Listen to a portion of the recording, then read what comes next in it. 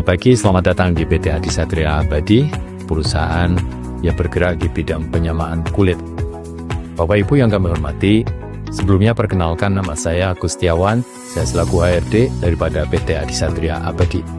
Sedikit kita akan berikan profil daripada PT Adisatria Abadi, di mana PT Adisatria Abadi ini berdiri tahun 1994. Kami mempunyai dua divisi. Yang pertama adalah divisi sarung tangan golf, jadi membuat barang jadi sarung tangan golf. Yang kedua adalah divisi penyamaan kulit, di mana divisi penyamaan kulit ini memproduksi bahan baku dalam bentuk lembaran kulit. Sebagai bahan baku untuk membuat sarung tangan golf, ada sarung tangan kerja juga, ada sarung tangan untuk olahraga ski. Bahan baku kami berasal dari domba dan kambing. Bapak Ibu melihat video di divisi penyamaan kulit. Video yang nanti Bapak Ibu lihat itu ada di divisi penyamaan kulit. PT Adisatria Abadi ini berdiri tahun 1994. Didirekturi sekaligus sebagai ownernya adalah Bapak Haji Supiono, asli dari Wonogiri, Jawa Tengah. Kami satu shift 5 hari kerja, hari Senin sampai hari Jumat 40 jam per minggu. Update karyawan kami saat ini 200 karyawan dengan 38 perempuan, sisanya laki-laki. Prinsip dari Bapak Pimpinan, kebijakan yang diambil oleh Bapak Pimpinan terkait dengan regulasi yang ada, berusaha mengoptimalkan apa yang sudah menjadi regulasi, baik dari Dinas Tenaga Kerja, Dinas Lingkungan Hidup, Dinas SDM, dan lain sebagainya. Kita berupaya mengoptimalkan apa yang sudah menjadi regulasi. PT Adisatria Abadi ini, ketika kita bicara industri kulit, maka tidak lepas dari penggunaan bahan-bahan kimia yang kami gunakan. Lebih dari 100 item bahan kimia kami gunakan. Ada amonia, ada krom, ada FA, dan lain sebagainya. Dan kami mempunyai gudang chemical sendiri, di mana sifat-sifat serta jumlah penggunaan yang kami gunakan itu sudah kami laporkan ke Dinas Tenaga Kerja. Sehingga direkomendasikan bahwa potensi bahaya yang ada di PT Adisatria Abadi ini masuk kategori potensi bahaya menengah. Sehingga direkomendasikan adanya petugas kimia.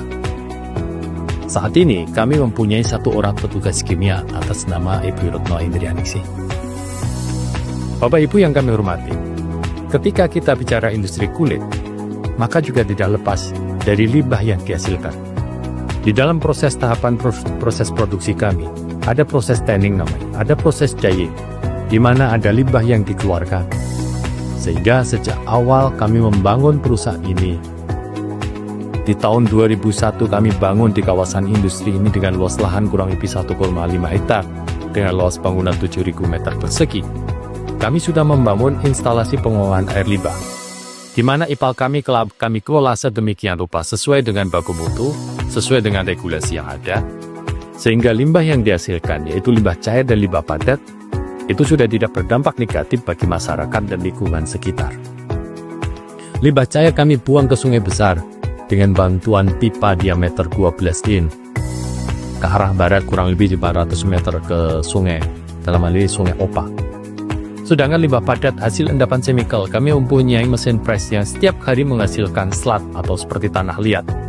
Ya, setiap hari kita masukkan ke dalam sak karung untuk kita tempatkan di tempat penampungan sementara, di mana TPS kami tentunya sudah berizin, ya, dengan kita mempunyai 2 TPS dengan titik ordinat, ya. Pelaporan secara online 3 bulan di DLH rutin juga kami laksanakan. Di dalam pengelolaan limbah padat tersebut, kami bekerjasama dengan pihak eksternal. Dalam hal ini kami bekerjasama dengan PT Wastek, di mana setiap 1 bulan sekali kami melakukan pembuangan melalui PT Wastek tersebut kurang lebih 40 ton per bulan. Tentu dengan legalitas, tentu dengan manifest yang lengkap. Bapak Ibu yang kami hormati, di samping 1 orang petugas kimia yang tadi sudah kita sampaikan, kami mempunyai 2 ahli K3 umum atas nama Bapak Joko Supriyadi dan Mas Kris Hananta, yang sudah SKP tentunya. Secara kelembagaan internal, kami sudah membentuk kepengurusan HSE, di mana HSE kami membawai lingkungan dan K3. Lingkungan dengan 3 divisinya, divisi pengendalian air, divisi pengendalian udara, serta divisi pengendalian limbah P3. Sedangkan di K3, kami sudah membentuk kepengurusan P2K3 yang tentunya sudah kami daftarkan ke Dinas Tenaga Kerja. Ada 5 divisi yang kami daftarkan. yang kami buat di dalam kepengurusan P2K3 tersebut. Yang pertama adalah pelatihan, yang kedua adalah divisi kesehatan kerja, yang ketiga divisi pemadam kebakaran, yang keempat divisi mekanik konstruksi serta listrik, yang kelima divisi kesehatan lingkungan. Setiap 1 bulan sekali kami melaksanakan musyawarah di dalam perencanaan program maupun evaluasi program yang sudah kami laksanakan.